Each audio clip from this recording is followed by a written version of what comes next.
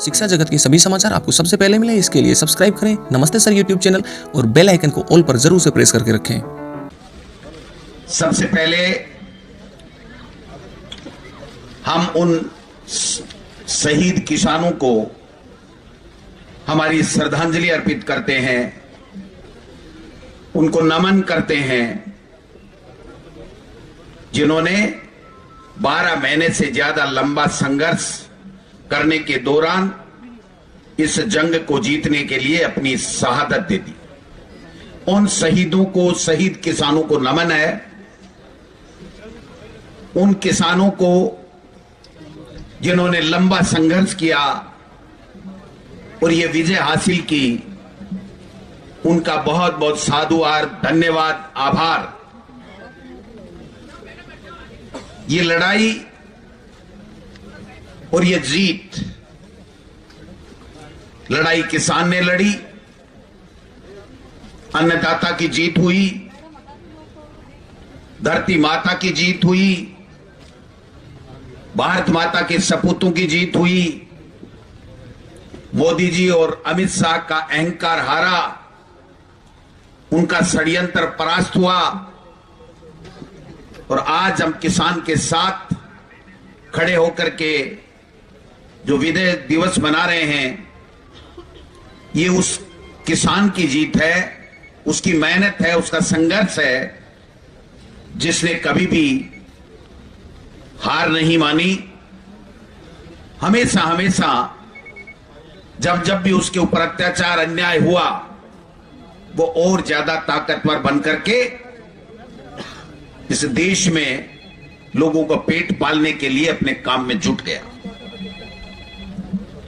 मैं थोड़ा सा पीछे ले जाना चाहता हूं। जब एनडीए 1 बनी थी, देश के प्रधानमंत्री नरेंद्र मोदी जी बने, आप सबसे पूछना चाहता हूं, उन्होंने सबसे पहला काम क्या किया? उन्होंने सबसे पहला अगर कोई काम शुरुआत की तो वो सर्वसम्मति से यूपीए सरकार का पारित भूमि अधिग्रहण कानून में संशोधन करके अपने पूंजीपति मित्रों को किसान की जमीन देने का काम हाथ में लिया। और भूमि अधिग्रहण कानून के लिए किसान ने अपनी लड़ाई लड़ी। कांग्रेस पार्टी राहुल गांधी जी के नेतृत्व में पूरे देश में उनके साथ में कंधे से कंधा मिला करके उस लड़ाई में साथ दिया और जीत उस किसान की हुई जो चाहता था कि जब यूपीए सरकार ने सर्वसम्मति से किसान के हित में, जिसमें बीजेपी भी सहमत थी, तमाम हिंदुस्तान की पॉलिटिकल पार्टियां जब सहमत हैं और जो कानून पारित हो गया, तो उसको मोदी जी क्यों बदलना चाहते हैं, ये सबके समझ में आ गया था। पहले दिन से देश के प्रधानमंत्री की और केंद्र की सरकार की किसान विरोधी नीति रही। जो वादे सरकार बनने से पहले उन्होंने किए थे, उस पर कोई काम नहीं किया। किसान को कहा था कि स्वामीनाथन की रिपोर्ट लागू करेंगे, किसान से वादा किया था कि तुम्हारी आमदनी दुगुनी करेंगे, किसान को वादा किया था कि किसान को मिलने वाले डीजल और पेट्रोल पे वेट कम करेंगे, किसान से वादा किया था कि तुम्हारी जो खाद, बीज है, उर्वरक है, उसके ऊपर हम लोग टैक्स कम करेंगे, किसान से वादा किया था कि तुम्हारे जितने भी उपकरण खेती के काम में आते हैं उसके ऊपर हम टैक्स हटाएंगे। लेकिन एक भी वादा पूरा हुआ तो बता दीजिए।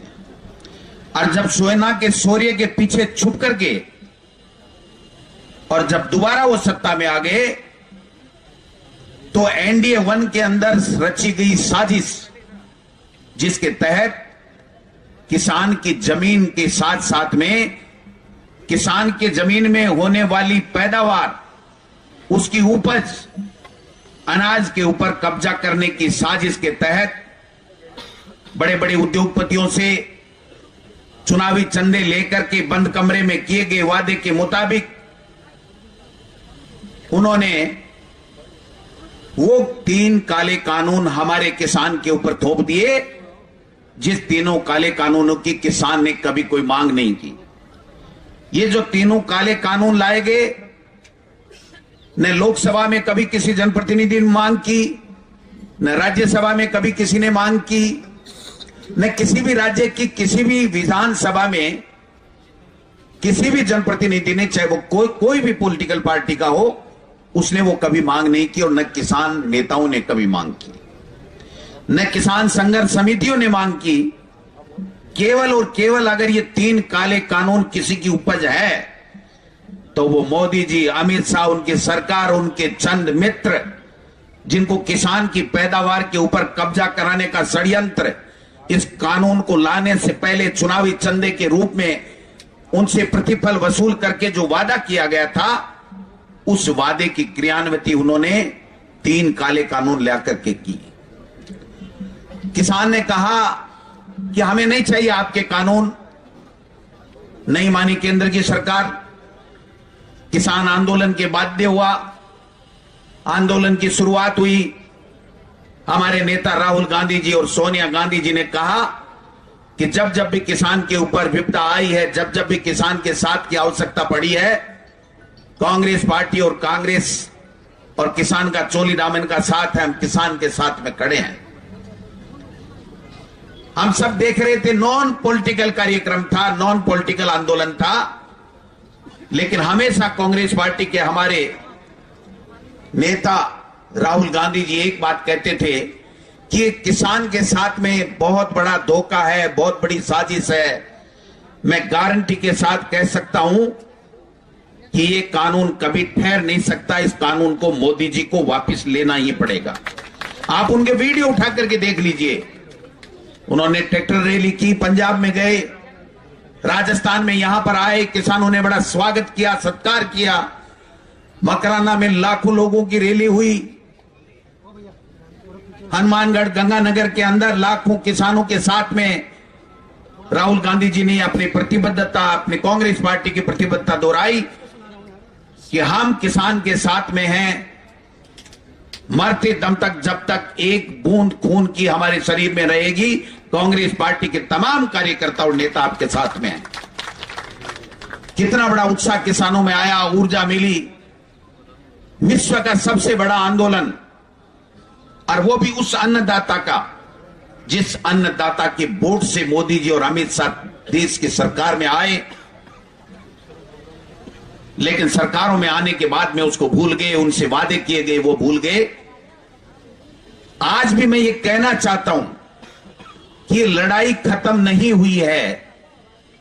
ये लड़ाई किसान की मोदी जी से शुरुआत है। एक तरीके से एक पहली सीढ़ी हमने पार की है कि जो षड्यंत्र रचा गया उसको विफल किया गया है, उसको वापस कानूनों को, 3 काले कानूनों को लेने के लिए मजबूर किया गया है। लेकिन किसान क्या चाहता है, किसान ने आपसे क्या वादे किए थे, वो बातें तो अभी तक आई नहीं। किसान से वो आपने जो वादे किए थे, दुगुनी आमदनी करने का वादा किया था, किसान को मिलने वाले डीजल के ऊपर वेट कम करने का वादा किया था, जो टैक्स लगता है हमारी रासायनिक उर्वरक पर, खाद पर, उनको कम करने का, समाप्त करने का जो वादा किया था, और किसान के कल्याण के लिए योजनाएं लाने की बातें की थी, उन वादों का मोदी जी क्या हुआ? उनमें से एक वादा भी अगर पूरा हो गया हो तो बता दीजिए। महंगाई का असर किसान के ऊपर भी है, आम गरीब के ऊपर है, किसान गरीब है। उस महंगाई को कम करने का वादा किया था, उसका क्या हुआ मोदी जी? मोदी जी, किसान का बेटा भी नौकरी चाहता है, रेलवे में भर्ती चाहता है, एसएससी के माध्यम से भर्ती चाहता है, बैंक में नौकरी चाहता है, केंद्र के सरकारी कार्यालयों में वो भी नौकरी चाहता है। मोदी जी 2 करोड़ किसान के बेटों को नौकरी प्रतिवर्ष देने का जो वादा किया था, उसका क्या हुआ? तो भाइयों, मैं कांग्रेस पार्टी के नेता और कार्यकर्ताओं से कहना चाहता हूं, यह विजय दिवस केवल हमारा इस बात का है कि किसान अन्नदाता की जीत हुई है और मोदी सरकार के घुटने टिके हैं। वो मजबूर हुआ है झुकने के लिए, लेकिन हमारी लड़ाई तो वो है कि 2 बार वोट ले लिए, 2 बार केंद्र की सत्ता में आ गए, किसान के कल्याण के उसके वादे कर करके उन वादों का क्या हुआ? इसलिए हमारी लड़ाई, कांग्रेस पार्टी की लड़ाई अब शुरुआत होती है मोदी जी के खिलाफ कि अब हम उनसे उन वादों को याद दिला दिला करके गांव गांव ढाणी ढाणी में पूरे प्रदेश में कोने कोने में जाएंगे और ये कहेंगे कि मोदी जी आप किसान की आमदनी दुगुनी कब कर रहे हैं, किसान के कल्याण के लिए जो योजनाएं आप बता रहे थे वो अब कब लागू कर रहे हैं, किसान पिसता जा रहा है महंगाई की मार में, उसको महंगाई को आप कम कब कर रहे हैं। 7 दिन से हमारा महंगाई के खिलाफ अभियान चल रहा है, जन जागरण अभियान है, गांव गांव में ढाणी ढाणी में बूथ बूथ में कांग्रेस का कार्यकर्ता जाकर के ये बता रहा है माकन साहब कि किस प्रकार से महंगाई में डीजल, पेट्रोल, गैस, सीमेंट, लोहा, कपड़ा, खाद्य तेल, दाल, सब्जी, सब चीज महंगे हैं। उस महंगाई को मोदी जी आप कब कम करोगे? ये विजय दिवस सिर्फ षड्यंत्र से जीतने का है, किसान के कल्याण के लिए किसान के साथ किए गए वादे नहीं निभा रहे हैं, उसको याद दिलाने का संकल्प दिवस है। आज से हम संकल्प लेते हैं कि किसान के साथ में जो मोदी सरकार ने वादे किए थे वो पूरे नहीं किए, उसको गांव गांव ढाणी ढाणी में जाकर के बताना है। एक अच्छाई हमारे साथ में है, वो अच्छाई राजस्थान में यह है कि किसान के कल्याण की सरकार किसानों के कल्याण के लिए काम कर रही है, वो बताने के लिए हमारे पास में मटेरियल है। हमारे पास में राजस्थान की सरकार ने जो किसान की बहबूदी के लिए जो फैसले लिए, वो फैसले हमारे साथ में हैं। 12,000 रुपए कृषि कनेक्शन के ऊपर 12 महीने में किसान को मिलेंगे, ये फैसला हमारे साथ में है। 18,000 करोड़ का ऋण माफ किया, ये फैसला हमारे साथ में है। प्रशासन गांव के संग जाकर के किसान की समस्याओं का समाधान उसके गांव में ढाणी में उसके घर में जाकर के कर रहे हैं, ये फैसला हमारे साथ में है। कृषि का अब की बात से अलग से बजट होगा, ये हमारे साथ में है।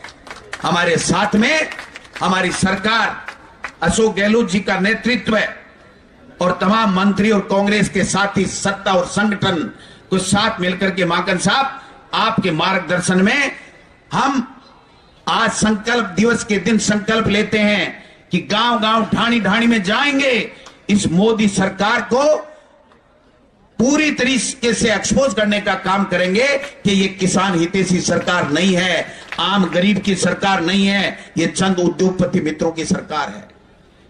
कल बात चल रही थी माकन साहब से, मैंने निवेदन किया सर कि हमने किसी एफसीआई से, मेरे किसी मित्र ने चर्चा की कि एफसीआई अगर गोदाम ले ले तो मेरी जमीन रोड के ऊपर है, मैं बनाना चाहता हूं, मुझे किराया मिल जाएगा, मेरी आमदनी बढ़ जाएगी।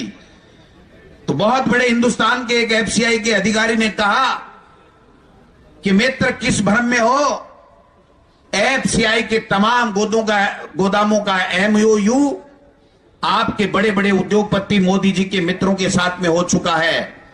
जब ये 3 काले कानून आए उससे पहले एमओयू हो गए, रेल की पटरियां वहां तक साइलों तक जाएंगी, वो एमओयू हो गए, और बड़े बड़े स्टोरेज अनाज करने के 1000 1500 करोड़ रुपए एक स्टोरेज में लगेंगे।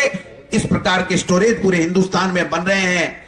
अगर किसी को विश्वास नहीं हो तो गंगानगर हनुमानगढ़ की तरफ चले जाइए, हरियाणा में चले जाइए, पंजाब में चले जाइए। आप किस भ्रम में जी रहे हो? आप अगर बनाओगे तो आपका अनाज का गोदाम कोई काम नहीं आएगा, कोई नहीं लेगा, केवल अडानी के गोदाम हिंदुस्तान में काम में आएंगे। सबकी आंखें खुली की खुली रह गई। आप समझ सकते हो कितना बड़ा षड्यंत्र था, और इस भोले मानव को, किसान को, जो हमारा अन्नदाता है, हमारा पेट पालता है, धूप हो सर्दी हो, भूखा प्यासा, उस किसान के साथ में छलावा कर रहे हो। अरे कांग्रेस को मिटाना चाहते हो, धर्म के आधार पर भाई से भाई को लड़ाना चाहते हो, ये तुम्हारे एजेंडे हो सकते हैं, लेकिन उस किसान को भी मिटाना चाहते हो जिसके वोट से आज वजीर बने बैठे हो, और नोटों वालों के वजीर बनकर के बैठ के तुमको शर्म आनी चाहिए मोदी जी। ये बात हमको गांव गांव ढाणी ढाणी में कहनी पड़ेगी। ये किसान की जीत है।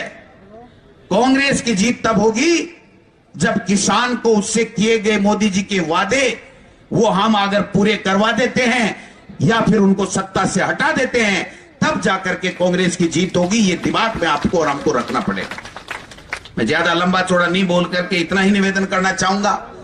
आज हम सब लोग किसान के विजय दिवस में शामिल हुए हैं। गांव गांव में, ढाणी ढाणी में जाना पड़ेगा, नेताओं को जाना पड़ेगा, हम सबको जाना पड़ेगा और हम सब जा करके किसान को ये कहेंगे कि हम जो तुम्हारे हकों की लड़ाई है उसके साथ में, हम आपके साथ में खड़े हैं, आपको आपका अधिकार दिला के रहेंगे। और जो सरकार, केंद्र की सरकार अगर आपको अपना हक नहीं देगी तो सरकार को 2024 में उखाड़ फेंकेंगे। ये सारा का सारा काम हम कांग्रेस के कार्यकर्ताओं, नेताओं को करना पड़ेगा।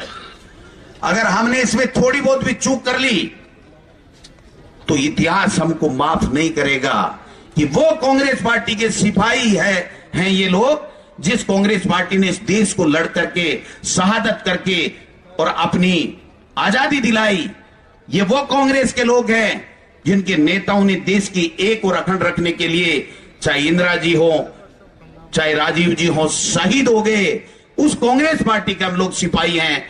हम उस कांग्रेस पार्टी के सिपाही हैं जो राहुल गांधी जी के नेतृत्व में डरो मत, डट के खड़े रहो और किसान के साथ, मजदूर के साथ, गरीब के साथ डट करके मुकाबला करो। और इन केंद्र में बैठे हुए जो बड़े लोगों के दलाल हैं, इनसे डरने की कतई आवश्यकता नहीं है। चाहे ईडी आ जाए, सीबीआई आ जाए, इनकम टैक्स आ जाए, कोई फर्क नहीं पड़ता है। अरे हमसे क्या ले जाएगा? किसान से क्या ले जाएगा? गरीब से क्या ले जाएगा? कांग्रेस के पास तो 70 साल में एक एक ब्लॉक में ऑफिस नहीं है। तुम्हारे तो 7 साल के अंदर 100 करोड़ के ऑफिस आपने दिल्ली में बना लिए। हर ब्लॉक के अंदर 5-5 करोड़ के, हर जिले में 10-10, 15-15 करोड़ के ऑफिस आप बना रहे हो। आपको डरना पड़ेगा क्योंकि चोरी का पैसा ला करके आप अपने काम में ले रहे हो। कांग्रेस ने अभी कभी ऐसा नहीं किया। इसलिए मैं ज्यादा लंबा चौड़ा नहीं बोल करके माननीय माकन साहब से हम लोग मार्गदर्शन लेंगे। इनके मार्गदर्शन में हम कांग्रेस पार्टी को मजबूत करेंगे।